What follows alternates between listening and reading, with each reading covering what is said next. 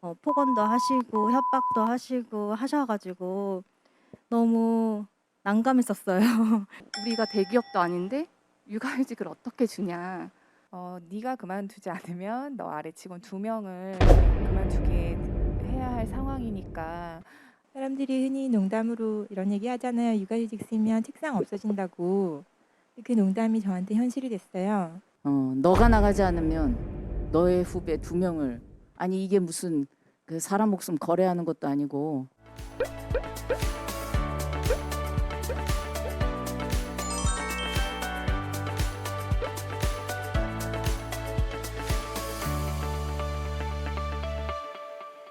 제가 4인 이하 사업장에서 근무를 하고 있었고요. 제가 이제 임신 중까지도 출산 한 달 전까지도 근무를 하고 있었어요. 근데 이제 제가 출산 휴가를 쓰려고 하니까 사람을 지금 구인 광고를 하고 있으니까 이제 구해 놓고 인수인계를 하고 그만둬라 이렇게 얘기를 하시더라고요. 그래서 저의 입장은 출산 휴가도 받고 싶고 육아휴직도 받고 싶어서 네.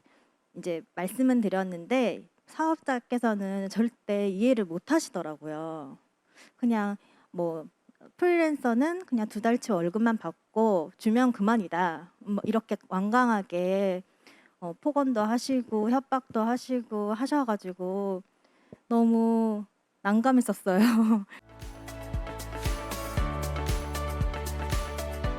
최저임금도 못 받고 있어 가지고 임금체불에다가 제가 이제 근로계약서도 작성하지 않고 근무를 하고 있었어 가지고 근무계약서도 그때 뒤늦게라도 이제 4대 보험을 들어서 이제 근로계약서도 작성해 주셨고, 또 제가 휴게 시간도 매번 10 분도 못 쉬고 계속 일을 했었거든요. 4 시부터 11시 근무인데요.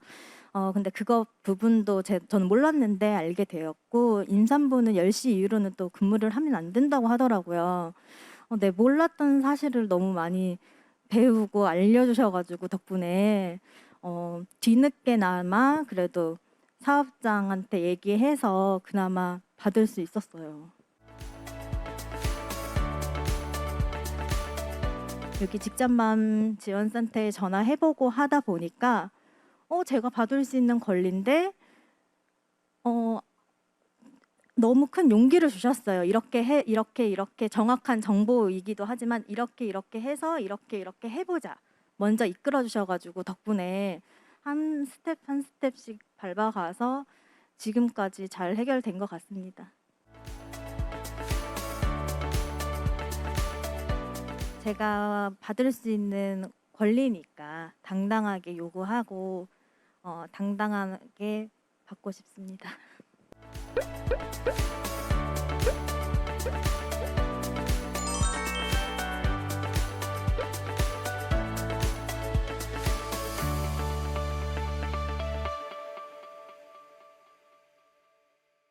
새로 들어온 직원 중에 이제 경력직으로 들어온 직원이 저보다 훨씬 많은 연봉을 받고 들어왔다는 걸 제가 알게 됐어요. 근데 그 사람이 이제 제가 그 사람은 사실 이 업계에 경력이 하나도 없었을 뿐더러 사회생활 자체도 제가 더 기간이 길었기 때문에 제가 이 부분을 회사에 공식적으로 정정해 달라고 요청을 했고요.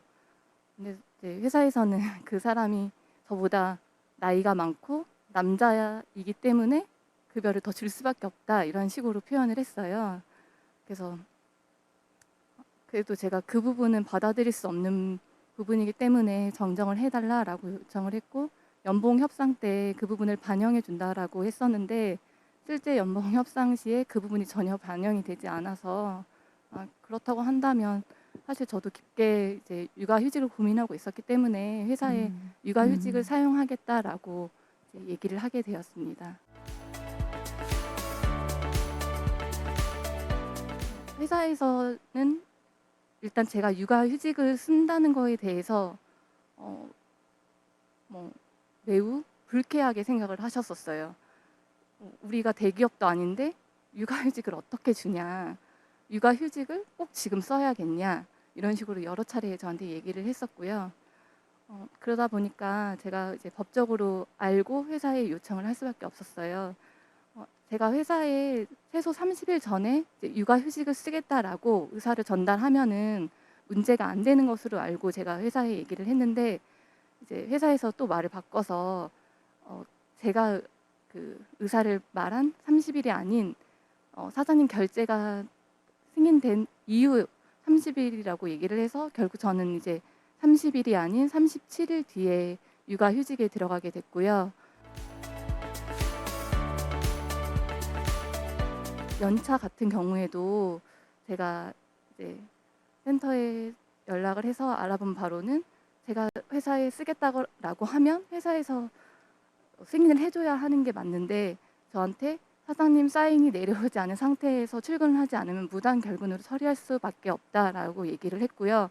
실제 제가 연차 사용서를 사장님한테 올렸는데 이제 다른 직원 통해서 그 사인하지 않은 상태로 그 서류를 내려오게 했고 제가 다시 들고 가면 줄 수 없다고 그 소리치고 그래서 결국은 제가 너무 지쳐서 그 연차까지는 쓰지 못하고 오게 됐고 그래서 그 연차 수당에 대해서는 수당으로 주겠다라고 했는데 아직 연말이 되지 않아서 처리가 안 된 건지 어쨌든 그거는 아직 진행 중이고요. 연봉 협상이라든지 뭐 연차를 사용하지 못한 부분에 대해서는 왜 그때 못 사용했는지 그때 연봉 협상이 잘못된 불이익이라고 느꼈는데 왜 가만히 있었는지 다시 용기를 내서 그 부분도 바로 잡으라고 얘기해 줄 것 같습니다.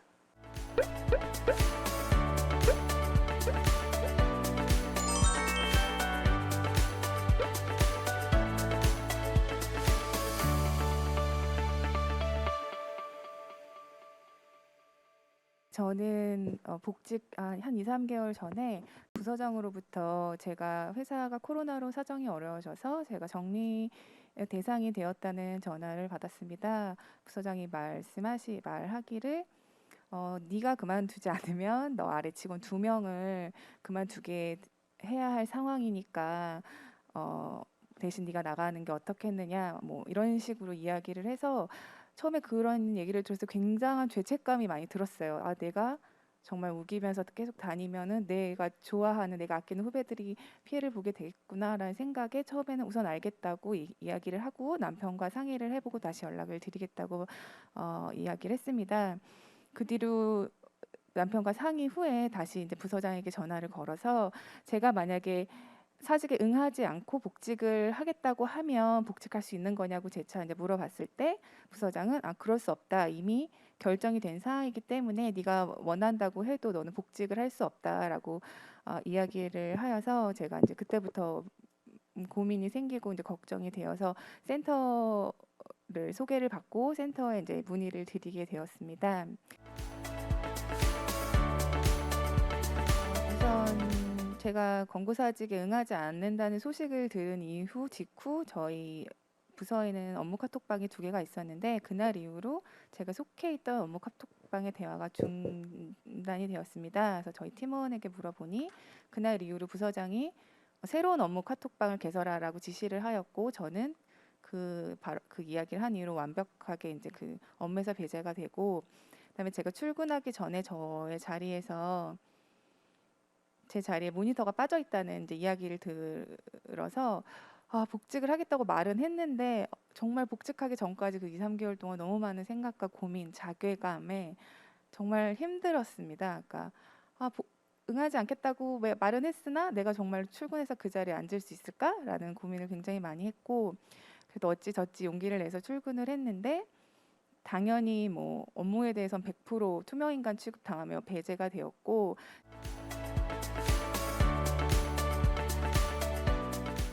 내가 회사에서 너에게 출산휴가, 육아휴직도 다 주고 임신 기간에도 배려를 많이 해주고 배려를 해줬기 때문에 육아휴직을 쓰게 했는데 너는 오히려 육아휴직을 가지고 네가 오히려 무기로 흔들고 있는 게 아니냐. 너가 권고사직을 응하지 않고 이 자리에 출근을 한 게 나에게는 상처다. 라는 이야기를 했어요. 그리고 나는 매출로 압박을 받고 있는데 너가 육아휴직을 하면서 쉬고 있는 게 되게 얄미웠다. 약간 이런 식의 뭐 이야기까지 이제 제가 들은 상황에 굉장히 이제 네. 힘들었죠. 네. 남들은 회사 사정이 어려워서 이렇게 돼서 권고사직을 하라고 하면 알았다고 두말 없이 응하는데 너는 왜 이러느냐라고 이야기하는 게 굉장히 더 싫었어요. 저에게 권고사직 응하는 것보다 그런 식으로 반응을 하는 모습이 더 실망스러웠고, 그래서 자리가 없으니 너를 물류센터로 발령을 내겠다라고 얘기를 했습니다. 근데 물류센터는 제가 하는 업무와는 전혀 다른 업무예요. 뭐 가스 패킹을 하고 건품을 하고 하는, 저는 기획자로 일을 하고 있었고 전혀 다른 업무로 발령을 낼 수밖에 없다라고 강경하게 이야기를 하셨고, 저는 그럼에도 그러면 제가 회사 사정이 나아질 때까지 물류센터에 가겠다라고 이제 말씀을 그렇게 드리고 이제 자리로 내려왔으나 너무너무 손도 떨리고 고민이 많았죠. 내가 물류센터가 아시다시피 굉장히 멀리 있잖아요. 뭐 서울이 아닌, 할 수 있을까라는 막 고민 끝에 정말 괴로웠는데, 저희 회사 인사 담당자분께서 직장맘이세요. 그래서 그 인사 담당자분께서 사장님께 이건 정말 아닌 것 같다 사장님, 사람 괴롭히는 것도 아니고 정말 이런 식으로 하는 건 아닌 것 같으니까 그래도 회사에서 해줄 수 있는 최대한 배려가 3개월치 급여 위로금을 주고 정리를 하게끔 하는 게 어떻겠느냐고 이제 권유를 사장님께 해주셔서, 저도 사실 그 인사 담당자님의 그 노력과 제 마음을 헤아려 주시는 그 마음에 너무 일이 하고 싶었지만 그걸 이제 받아들이게 된 거죠. 그래서 결국 네, 그렇게 마무리를 하게 되었습니다. 좋은 게 좋은 거다라는 말이 좋은 말이 아니다라는 얘기를 했어요. 회사에서는 네가 감히 어떻게 우리가 한 결정에 따르지 않아라고 했지만, 나의 세대가 이거를 그대로 따르면 너네 세대에도 그게 똑같이 반복이 되기 때문에 너희가 조금 불편해도 너희들을 위해서라도 나는 어찌됐든 회사를 좀 더 불편하게 하고 나간 거다라고 이제 이야기를 했어요. 그게 진심이었고, 그래서 조금 마음이 여리고 힘들고 뭐 많이 울기도 했지만, 그 내 권리를 찾고 나서 회사가 결정해서 네가 나가서 제가 나간 게 아니라, 제가 회사에서 내가 너에게 이거 뭐 2달치를 줄게 3달치를 줄게 제시를 했을 때 제가 스스로 선택했다고 생각하거든요. 떠밀려 간 게 아니라. 그래서 앞으로 저희 아래 이제 직장맘들이나 여성들도 그런 식으로 조금 당당하고 자신감을 갖고 힘들면은 이런 센터에 의지도 많이 하고, 이렇게 해서 좀 더 나은, 조금은 다음 세대에서는 좀 더 나은 직장 생활을 할 수 있기를 진심으로 바랍니다.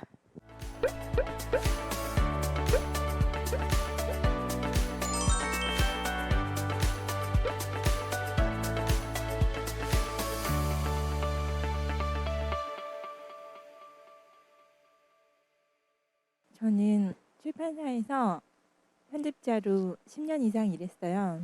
마지막 회사에 그만둔 게 올해 6월 말이에요. 올해 3월 말에 복귀를 했는데, 저는 뭐 출산휴가나 육아휴직은 아무 문제 없이 쓸 수 있었는데, 사람들이 흔히 농담으로 이런 얘기 하잖아요. 육아휴직 쓰면 책상 없어진다고. 그 농담이 저한테 현실이 됐어요. 복귀한 첫날 창고처럼 방치된 구석 자리를 배치를 받았고, 기존에 근무하던 편집부가 아니라 1인 부서로 발령을 받았더라고요. 근데 그것도 아무도 얘기해주지 않아서 나중에 알게 됐어요. 밑 빠진 독에 혼자서 물을 채우고 잔치에 오라는 거는 사실은 물을 길어 오라는 게 목적이 아니잖아요. 너는 잔치에 오지 마 이건데, 동화에서는 보면 나한테 밥 얻어먹던 두꺼비가 나타나서 도움을 주잖아요. 근데 저는 두꺼비가 없어요. 같이 일하던 사람들이 갑자기 없는 사람 취급해요. 저는 투명 인간이 됐어요. 점심시간이 되면 조용해요. 사람들이 다 약속을 잡고 나가서 아무도 없어요. 그런 텅 빈 사무실에서 혼자 앉아 있다가 혼자서 밥 먹으러 가고, 그런 일상이 반복됐어요. 그때 저희 친정엄마가 직장을 그만두시고 저희 아들을 봐주러 오셔서 같이 생활하고 있었거든요. 근데 그런 상황을 도저히 말씀드릴 수가 없어서 아무 일이 없는 것처럼 하고 회사를 다니는데 그때 굉장히 고통스럽더라고요. 이 센터에 전화를 해서 상황을 말씀드렸는데 심리 상담을 권유해 주셨어요. 제가 상담을 받고 나서야 제가 아프다는 사실을 그때 알았어요. 네. 눈물이 계속해서 나는 게 우울증 증상이고 출퇴근 지하철에서 숨이 막히는 게 공황장애 증세라는 걸 그때 알았어요.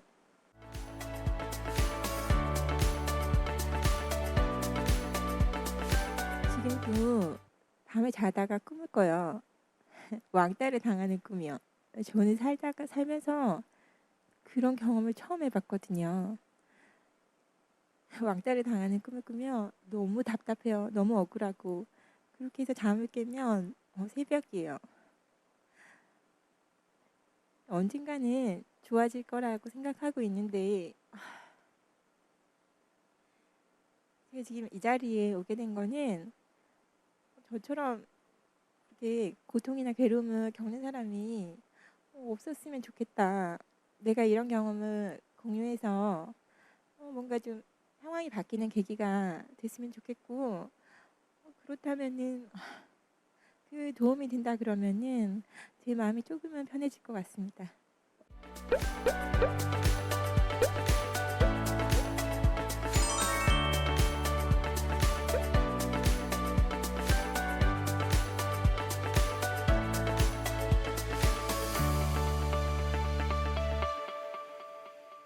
예를 들면 연봉 협상에서 남자니까 임금을 더 줘야 돼라고 하는 건 그 말 자체가 따져보기 전에 그런 발언 자체가 남녀고용평등법을 위반하고 있는 거죠.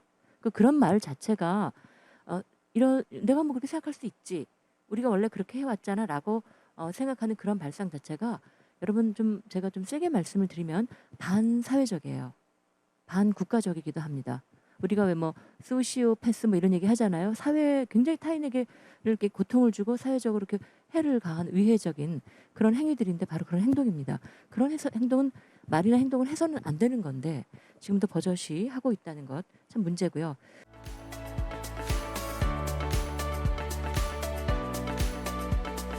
직장맘 지원센터가 우리 여성 노동자들에게 좀 더 가깝게 아주 편하게 쉽게 다가갈 수 있는 방안들을 계속 만들었으면 좋겠습니다. 그 외국의 사례를 보면 이런 아까 모성 보호와 관련된 침해 이런 것들이 있으면 바로 우리나라 외국은 고용노동부 같은 곳에 전화를 하고 거기서 상담을 하고 거기서 근로감독관이 나와서 뭐라 그러나요? 이렇게 감독을 하는데 우리는 이제 그런 것이 잘 없으니까 직장맘 지원센터 같은 역할이 굉장히 중요할 거라고 생각이 되고요. 좀 더 많은 서울시의 많은 여성 노동자들에게 좀 더 가까이 다가가는 그런 직장맘 지원센터가 있었으면 좋겠습니다.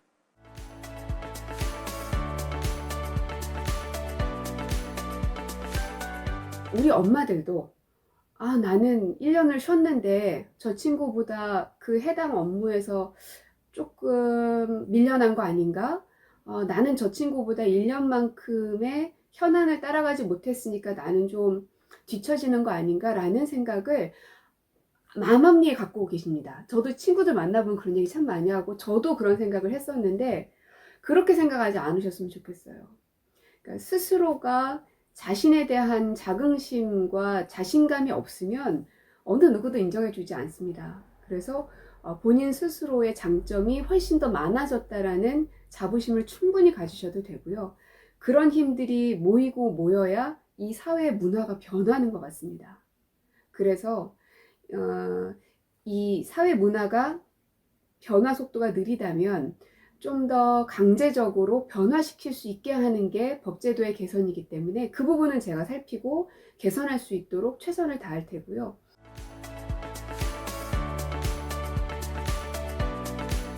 예, 지금까지 긴 시간 우리 사례자님들의 말씀을 들었습니다. 다시 그 순간으로 돌아갈 때 나는 무엇을 얘기해 줄 것인가? 잘했다. 잘 버텼다. 앞으로 잘 버티자. 이 응원이 아니라 너무나도 당연한 일을 했고 그것을 잘못했던 기업에 대해서 책임을 묻는 그런 사회적 책임을 지는 그런 사회가 됐으면 좋겠다는 생각이 듭니다. 직장맘 지원센터가 아직은 많이 부족해서 우리 많은 직장맘들의 목소리를 담기에는 좀 부족하지만 지금 우리 목소리를 내신 분들부터 더 많은 직장맘의 목소리를 담아서 앞으로 직장맘들의 노동권과 또 직장맘 대디들의 모부성 보호 제도를 위해서 저희들 직장맘 지원센터 최선을 다해서 활동하겠습니다. 서울시 동부권 직장맘 지원센터가 주최한 직장맘 너의 목소리를 들려줘 상담사례 토크 콘서트를 박수로 마치도록 하겠습니다. 함께 참여해 주셔서 고맙습니다.